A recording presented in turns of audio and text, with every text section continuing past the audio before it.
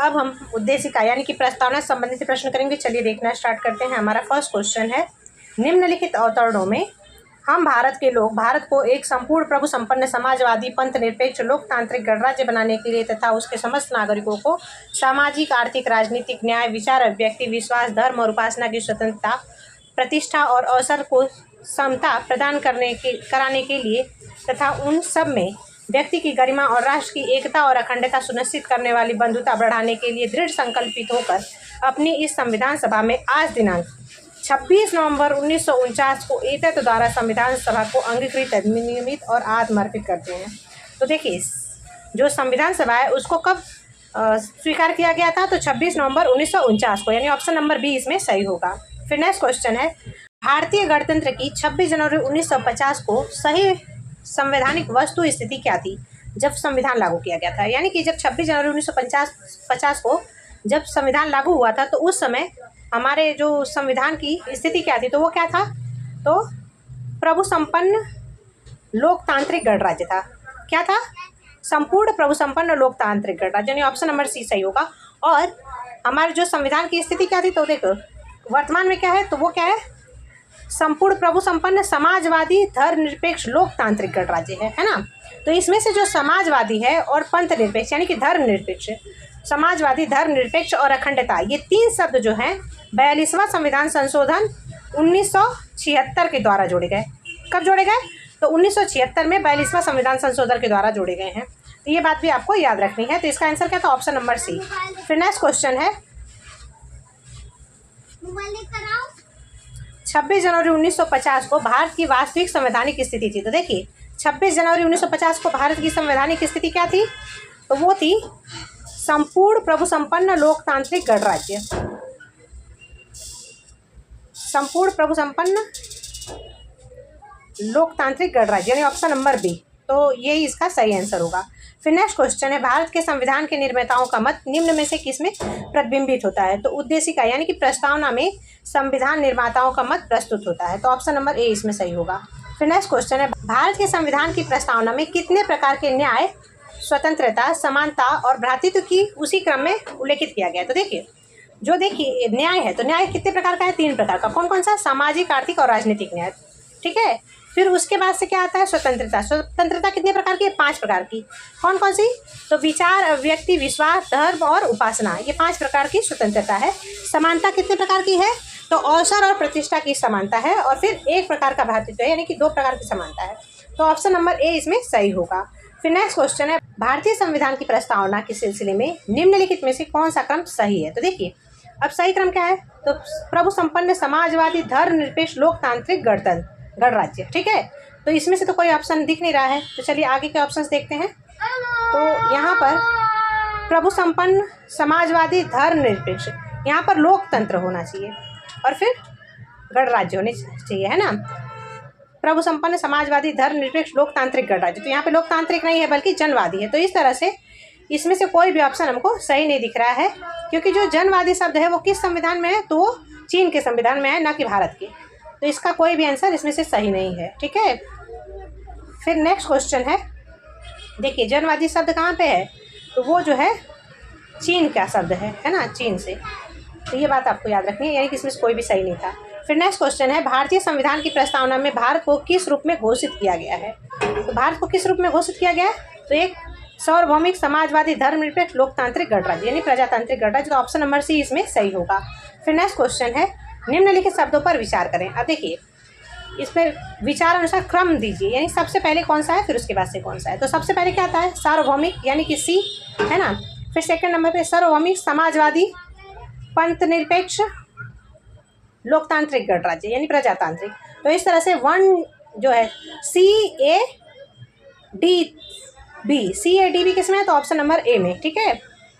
तो option number A सही था। फिर नेक्स्ट क्वेश्चन है, भारतीय संविधान की प्रस्तावना में समाजवादी शब्द किस संशोधन के तहत जोड़ा गया है?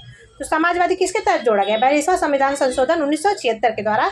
और कौन कौन से जुड़े थे? समाजवादी धर्मनिरपेक्ष और अखंडता, ये 3 शब्द जुड़े हैं। तो ऑप्शन नंबर ए इसमें सही था। फिर नेक्स्ट क्वेश्चन है, निम्नलिखित में से कौन सा 42वें संविधान संशोधन के माध्यम से भारत के संविधान की प्रस्तावना में जोड़ा गया? तो वो जोड़ा गया था इसमें से समाजवादी और पंथ निरपेक्ष यानी कि धर्मनिरपेक्ष, तो ऑप्शन नंबर सी। फिर भारतीय संविधान की प्रस्तावना में धर्मनिरपेक्ष और समाजवादी शब्द जोड़े गए, तो 42वां संविधान संशोधन के द्वारा। फिर नेक्स्ट क्वेश्चन है, निम्नलिखित में से कौन भारत को धर्मनिरपेक्ष राज्य वर्णित करता है? तो देखिए, भारत को धर्मनिरपेक्ष राज्य कौन वर्णित करता है? तो वो करता है प्रस्तावना, यानी ऑप्शन नंबर बी इसमें सही होगा, संविधान की प्रस्तावना। फिर नेक्स्ट क्वेश्चन है, निम्नलिखित शब्दों में से कौन सा शब्द 1975 में भारतीय संविधान की प्रस्तावना में सम्मिलित नहीं था? तो 75 में, क्योंकि ये 42वां संविधान संशोधन कब हुआ था? 1976 में हुआ था, है ना। तो 1976 से शब्द जुड़े हैं, लेकिन उसके पहले कौन सा शब्द नहीं था? तो उसमें अखंडता नहीं था, क्योंकि 3 शब्द कौन कौन से थे 42वां संविधान संशोधन के द्वारा? तो वो था समाजवादी, धर्मनिरपेक्ष और अखंडता। तो अखंडता ही इसका सही आंसर होगा। फिर नेक्स्ट क्वेश्चन है, निम्नलिखित शब्दों में से कौन सा शब्द 42वें संविधान संशोधन द्वारा प्रस्तावना में जोड़े गए थे? तो कौन कौन सा जोड़ा गया था? तो समाजवादी, धर्मनिरपेक्ष यानी कि पंथ निरपेक्ष और अखंडता। तो इस तरह से 1 और 3 इसका सही आंसर होगा, यानी ऑप्शन नंबर बी इसमें सही होगा। ठीक है। फिर नेक्स्ट क्वेश्चन है, संविधान की उद्देशिका के संबंध में निम्नलिखित कथनों पर विचार कीजिए और दिए गए कूट की सहायता से बताइए कि इनमें से कौन सही है। तो देखिए, पंडित जवाहरलाल नेहरू द्वारा प्रस्तुत ऑब्जेक्टिव प्रस्ताव यानी कि उद्देश्य प्रस्ताव अंतगोतत्व उद्देशिका बना, यानी लास्ट में उद्देशिका बना। तो ये बात तो सही है कि जो उद्देश्य प्रस्ताव था वही जाके लास्ट में उद्देशिका बना, तो ये सही हो गया। इसकी प्रकृति न्याय योग्य नहीं है, तो ये बात तो सही है कि इसको हम लोग प्रस्तावना को जो है न्यायालय में ले जाकर नहीं खड़ा कर सकते कि इसके बेस पर किसी को फांसी दो या किसी को सजा दो, क्योंकि प्रस्तावना को हम न्यायालय में नहीं ले जा सकते। तो ये बात भी सही है। इसका संशोधन ही है, इसका संशोधन नहीं, तो ये बात तो गलत है। क्यों? क्योंकि देखो, जो उद्देशिका है इसमें संशोधन हुआ है और उसका संशोधन हो सकता है, तो यही गलत है। कौन सा सही नहीं सही है ये पूछा गया है, तो इस तरह से ये गलत है। अभी बाकी के ऑप्शंस देखते हैं। तो संविधान के विशिष्ट प्रावधानों को यह रद्द नहीं कर सकता, तो ये बात भी सही है कि जो उद्देशिका है वो संविधान के विशिष्ट प्रावधानों को जो है रद्द नहीं कर सकती है। तो इस तरह से 1, 2 और 4 इसमें सही है, लेकिन 3 इसमें गलत है। तो 1, 2, 4 किसमें? चलिए देखते हैं। 1, 2, 4 है ऑप्शन नंबर बी में, यानी ऑप्शन नंबर बी इसके लिए सही होगा। ठीक है। फिर नेक्स्ट क्वेश्चन है, संविधान की प्रस्तावना का विधिक स्वरूप क्या है? तो देखिए, इसका विधिक स्वरूप है कि यह लागू नहीं किया जा सकता, यानी ऑप्शन नंबर बी इसमें सही होगा। ठीक है। फिर नेक्स्ट क्वेश्चन है, भारतीय संविधान की उद्देशिका में संशोधन किया गया है, तो किसके द्वारा संशोधन किया गया? तो 42वां संविधान संशोधन 1976 में किया गया, यानी ऑप्शन नंबर सी। फिर समाजवादी शब्द उद्देशिका में जोड़ा गया है, तो 42वां संविधान संशोधन के द्वारा। भारतीय संविधान की प्रस्तावना में समाजवादी शब्द किस संशोधन द्वारा लाया गया है? तो 42वां संविधान संशोधन 1976 के द्वारा। 26 नवंबर 1949 को अंगीकृत भारतीय संविधान की प्रस्तावना में शब्द सम्मिलित नहीं थे, तो कौन कौन सा शब्द नहीं था? तो देखो, समाजवादी नहीं था, पंथ निरपेक्ष नहीं था और अखंडता नहीं था। तो इस तरह से 1, 2 और 3 नहीं थे। तो 1, 2, 3 किसमें है? तो ऑप्शन नंबर ए में, यानी option number A is right answer for this question. फिर नेक्स्ट क्वेश्चन है, भारतीय संविधान की प्रस्तावना में पंथ निरपेक्ष से जोड़ा गया, तो 42वां संविधान संशोधन 1976 में। भारतीय संविधान के आमुख का लक्ष्य उसके सभी नागरिकों के लिए सुनिश्चित करना है। तो भारतीय संविधान का आमुख मतलब प्रस्तावना के लक्ष्य क्या है कि उसके सभी नागरिकों में क्या सुनिश्चित करना है? तो सामाजिक, आर्थिक न्याय, विचार अभिव्यक्ति की स्वतंत्रता, अवसर की समानता, व्यक्ति की प्रतिष्ठा। तो ये बात सही है, यानी कि सभी के सभी जो है सही है। तो ऑप्शन नंबर डी जो है इसका सही आंसर है, यानी सभी चारों। फिर नेक्स्ट क्वेश्चन है, नीचे 2 कथन दिए गए हैं जिनमें से एक को कथन ए तथा दूसरे को कारण आर कहा गया है। तो चलिए देखते हैं। भारत एक संपूर्ण प्रभु संपन्न समाजवादी धर्मनिरपेक्ष लोकतांत्रिक गणराज्य, तो ये बात तो सही है। इसे 42वां संविधान संशोधन 1976 द्वारा संपूर्ण प्रभु संपन्न लोकतांत्रिक गणराज्य के स्थान पर स्थापित किया गया था, तो ये बात भी सही है। क्यों? क्योंकि 1976 से पहले 1975 में क्या था कि शब्द क्या थे?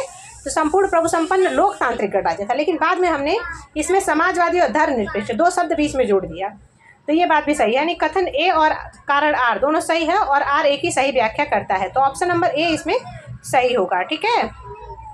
फिर नेक्स्ट क्वेश्चन है, भारत में लौकिक सार्वभौमिकता है क्योंकि संविधान की प्रस्तावना आरंभ होती है। तो संविधान की प्रस्तावना कहाँ से शुरू होती है? हम भारत के लोक शब्दों से, ऑप्शन नंबर डी सही होगा। हम भारत के लोक शब्द we the people of India शब्दों का प्रयोग भारतीय संविधान में कहाँ से किया गया है? इसका उपयोग कहाँ किया गया है? तो वो किया गया है संविधान की प्रस्तावना में, ऑप्शन नंबर डी इसके लिए सही होगा। सभी व्यक्ति पूर्णतः और समान रूप से मानव है, यह सिद्धांत जाना जाता है। तो देखिए, अब सभी व्यक्ति समान रूप से मानव हैं, तो ये किसका सिद्धांत दर्शा रहा है, तो सार्वभौमिकता का, यानी सबके लिए इक्वल है। तो ऑप्शन नंबर ए इसमें सही होगा। फिर नेक्स्ट क्वेश्चन है, भारत के संदर्भ में निम्नलिखित में से कौन धर्मनिरपेक्ष शब्द का सही भाव व्यक्त करता है? तो देखो, धर्मनिरपेक्ष का मतलब है कि जो राज्य है उसका कोई धर्म नहीं होगा। तो चलिए देखते हैं और कौन कौन सा ऑप्शन है। तो देखिए, भारत में राज्य का कोई धर्म नहीं होगा, तो ऑप्शन नंबर डी इसके लिए सही होगा। फिर नेक्स्ट क्वेश्चन है, निम्नलिखित में से कौन सा शब्द भारतीय संविधान की प्रस्तावना में उल्लेखित नहीं है? तो देखिए, भारतीय संविधान की प्रस्तावना में क्या है? तो संप्रभुता है, धर्मनिरपेक्ष है, लोकतंत्रात्मक है, लेकिन संघीय शब्द नहीं है। तो ऑप्शन नंबर डी इसके लिए सही होगा। फिर नेक्स्ट क्वेश्चन है, निम्नलिखित में से कौन सा शब्द भारत के संविधान की उद्देशिका में नहीं है? तो कौन सा नहीं है? इसमें से लोक कल्याण नहीं है, क्योंकि समाजवादी पंथ निरपेक्ष संप्रभुता जो है वो है। तो ऑप्शन नंबर डी इसके लिए सही होगा। फिर नेक्स्ट क्वेश्चन है, भारतीय संविधान की प्रस्तावना में निम्नलिखित में से किस स्वतंत्रता का वर्णन नहीं है? तो देखो, कौन सी स्वतंत्रता है जिसका वर्णन नहीं है? तो विचार अभिव्यक्ति की स्वतंत्रता तो है ना, विश्वास की स्वतंत्रता, लेकिन आर्थिक स्वतंत्रता नहीं है, बल्कि आर्थिक न्याय है। तो ऑप्शन नंबर डी इसमें सही होगा। फिर नेक्स्ट क्वेश्चन है, निम्नलिखित में से कौन भारतीय संविधान की प्रस्तावना में उल्लेखित नहीं है? तो देखिए, क्या क्या है? सामाजिक, आर्थिक, राजनीतिक न्याय है। सामाजिक, आर्थिक और राजनीतिक न्याय, लेकिन धार्मिक न्याय नहीं है। तो ऑप्शन नंबर डी इसके लिए सही होगा। भारत की प्रस्तावना के बारे में कौन सा कथन सही है? तो देखिए, अब ये जो भारत की प्रस्तावना है उसमें समाजवादी धर्मनिरपेक्ष शब्द 1950 में लागू संविधान के अंग नहीं थे। तो ये बात तो सही है कि ये जो है 1950 में जो संविधान लागू हुआ था उसमें समाजवादी और धर्मनिरपेक्ष शब्द नहीं था। इसे 1976 में के संशोधन जोड़ा गया, ना कि 77, इसमें 76 के संशोधन जोड़ा गया था। तो यही इसका जो ऑप्शन नंबर ए है ना, यही इसका सही होगा। ठीक है। फिर नेक्स्ट क्वेश्चन है, भारतीय संविधान का कौन सा भाग संविधान की आत्मा कहलाता है? देखिए, भारतीय संविधान का जो उसकी उद्देशिका है ये संविधान की आत्मा कहलाती है। तो ऑप्शन नंबर सी इसके लिए सही है। लेकिन जो BR अम्बेडकर थे, अम्बेडकर जी ने संवैधानिक उपचारों को का जो अधिकार था उसको संविधान की आत्मा माना था, यानी कि आर्टिकल 32 अनुच्छेद 32 को जो है संवैधानिक अधिकारों के उपचारों के अधिकार को, इसको BR अम्बेडकर ने माना था। लेकिन संविधान का आत्मा कौन है? तो वो है उद्देशिका, यानी कि हमारी प्रस्तावना। तो ऑप्शन नंबर सी इसके लिए सही है। फिर नेक्स्ट क्वेश्चन, निम्नलिखित में से किसने भारतीय संविधान की प्रस्तावना को हमारे संप्रभु प्रजातांत्रिक गणतंत्र की जन्म कुंडली कहा है? तो देखिए, जो KM मुंशी हैं उन्होंने संविधान की प्रस्तावना को हमारे संविधान की संप्रभु प्रजातांत्रिक गणतंत्र की जन्म कुंडली कहा है। तो ऑप्शन नंबर डी इसके लिए सही होगा। फिर नेक्स्ट क्वेश्चन है, संविधान को एक पवित्र दस्तावेज किसने कहा है? तो देखो, संविधान को पवित्र दस्तावेज किसने कहा? तो BR अम्बेडकर ने, यानी ऑप्शन नंबर ए इसमें सही है। फिर नेक्स्ट क्वेश्चन है, किस बात के फैसले में सर्वोच्च न्यायालय ने सर्वप्रथम घोषित किया कि उद्देशिका संविधान का हिस्सा नहीं है? तो देखिए, जो बेरूबारी केस था ना, उसमें जो है सर्वोच्च न्यायालय ने कहा कि जो उद्देशिका है यानी कि प्रस्तावना है संविधान का हिस्सा नहीं है। लेकिन जो दूसरा केस आया सेकंड नंबर पे, कौन सा? तो बम्बई बनाम भारत संघ। तो बम्बई बनाम भारत संघ में बोलते हैं कि उद्देशिका इसका हिस्सा है। ठीक है, तो इसका आंसर क्या था? Option number A. ठीक है, बेरूबारी। फिर नेक्स्ट क्वेश्चन है, निम्नलिखित में से किस बात में उच्चतम न्यायालय ने धारणा प्रस्तुत की कि उद्देशिका संविधान का भाग है? देखिए, संविधान का भाग किसमें बोला? तो बम्बई बनाम यूनियन ऑफ इंडिया, यानी ऑप्शन नंबर सी में। ठीक है। फिर नेक्स्ट क्वेश्चन है, निम्नलिखित वादों में से किसमें सर्वोच्च न्यायालय ने प्रस्तावना को भारतीय संविधान की मौलिक संरचना का भाग स्वीकार किया है? तो किसमें मौलिक संरचना का भाग स्वीकार किया है? तो बेरूबाई में तो भाग नहीं माना था, है ना। फिर उसके बाद से बम्बई बनाम में भाग स्वीकार किया, और फिर केसवानंद जो भारतीय केस था उसमें पूरी तरह से इसको मान लिया गया। तो ऑप्शन नंबर डी जो है इसमें सही होगा। फिर नेक्स्ट क्वेश्चन है, भारतीय संविधान की प्रस्तावना में जिन आदर्शों एवं उद्देश्यों की रूपरेखा दी गई है उनकी व्याख्या की गई है? तो देखिए, अब जो संविधान में जो प्रस्तावना के जो आदर्श है और उद्देश्य है उसकी व्याख्या कहाँ कहाँ हमको देखने मिलती है? तो प्रस्तावना का जो विचार है हमको दिखने मिलता है मूल अधिकारों में, राज्य के निर्दिष्ट तत्वों में और मूल कर्तव्य में, यानी ऑप्शन नंबर सी जो है इसके लिए सही होगा। फिर नेक्स्ट क्वेश्चन है, निम्नलिखित में से कौन एक भारतीय संविधान के उद्देश्यों को प्रतिबिंबित करता है? तो देखिए, जो संविधान के उद्देश्य को कौन दिखाता है हमको? तो वो दिखाती है संविधान की प्रस्तावना, क्योंकि प्रस्तावना अगर हम जान जाएंगे तो भारतीय संविधान को समझने में हमको आसानी होगी। तो ऑप्शन नंबर बी जो है इसके लिए सही होगा। फिर नेक्स्ट क्वेश्चन है, भारत के संविधान की उद्देशिका में कितने प्रकार के न्याय की व्यवस्था है? तो कितने प्रकार के हमने न्याय देखा था? 3 तरह के। कौन कौन से? सामाजिक, आर्थिक, राजनीतिक न्याय। तो ऑप्शन नंबर बी इसके लिए सही होगा। फिर नेक्स्ट क्वेश्चन है, भारतीय संविधान की प्रस्तावना में इनके सभी नागरिकों को कौन सा न्याय प्रदान करने की व्यवस्था की गई है? तो सामाजिक, आर्थिक, राजनीतिक न्याय, यानी कि ऑप्शन नंबर डी इसके लिए सही होगा। फिर नेक्स्ट क्वेश्चन है, भारत के संविधान के उद्देश्यों में से एक के रूप में आर्थिक न्याय का किस में उपबंध किया गया है? तो आर्थिक न्याय का किस में उपबंध है? तो सामाजिक, आर्थिक, राजनीतिक जो न्याय है वो किस में दिया गया है? तो उद्देशिका में। और आर्थिक न्याय जो है हमको राज्य के नीति निर्देशक तत्वों में मिलता है, क्योंकि इसमें समान वेतन, समान कार्य के लिए समान वेतन का जो प्रावधान है, इस तरह से ऑप्शन नंबर बी जो है इसके लिए सही होगा। फिर नेक्स्ट क्वेश्चन है, भारत के संविधान की उद्देशिका है। देखिए भारत के संविधान की उद्देशिका कैसी है? तो देखिए ये संविधान का भाग है किंतु कोई विधिक प्रभाव नहीं रखती। तो ये बात तो है कि ये संविधान का भाग है लेकिन ये विधिक प्रभाव रखती है, ठीक है। तो ये गलत हो गया, संविधान का भाग नहीं है तो संविधान का ये भाग है, ठीक है। संविधान का भाग है और वैसा ही विधिक प्रभाव रखती है जैसा उसका कोई अन्य भाग। तो संविधान का भाग तो है लेकिन वैसा प्रभाव नहीं रखती है जैसा उसका अन्य भाग। तो ये बात भी गलत है क्योंकि इसको हम लोग न्यायालय में नहीं ले जा सकते, है ना। और ये जो फोर्थ ऑप्शन है वो क्या है? देखिए संविधान का भाग है किंतु उसके अन्य भागों से स्वतंत्र होकर उसका कोई विधिक प्रभाव नहीं है। तो ऑप्शन नंबर डी इसका सही होगा, ठीक है। फिर नेक्स्ट क्वेश्चन है, संविधान में दिया गया आमुख है। तो देखिए संविधान में जो दिया गया आमुख है, आमुख मतलब प्रस्तावना, ठीक है। तो वो कैसा है? न्यायालय में लागू नहीं। तो ये बात तो सही कि उसको न्यायालय में हम लागू नहीं कर सकते। महत्वपूर्ण है और उसकी उपयोगिता है। तो देखो जो प्रस्तावना है वो इम्पोर्टेंट भी है, ये बात भी जरूर है। फिर नेक्स्ट है, शासन करने के उद्देश्य को उल्लेखित करती है, यानी कि जो शासन करने की का जो तरीका है उसको दर्शाती है। और शासन के कानूनी अर्थ निर्णय में सहायता करती है। तो ये चारों की चारों जो बातें हैं प्रस्तावना के बारे में सही हैं। तो चलिए देखते हैं इसमें से जो सी और डी ये जो ऑप्शन है ये दोनों माने जा सकते हैं क्योंकि ये चारों के चारों ऑप्शन सही है, लेकिन ऐसा कहीं भी दिया नहीं है। तो इसका सही आंसर जो होगा वो दोनों हो सकता था, ठीक है। फिर नेक्स्ट क्वेश्चन है, निम्न में से कौन सही है? तो देखिए जो सामाजिक समानता है ना संविधान में प्रत्याभूत है, यानी ऑप्शन नंबर सी इसके लिए सही होगा, ठीक है। फिर नेक्स्ट क्वेश्चन है, ये टॉपिक यहीं पे खत्म होता है। Thanks for watching, bye bye.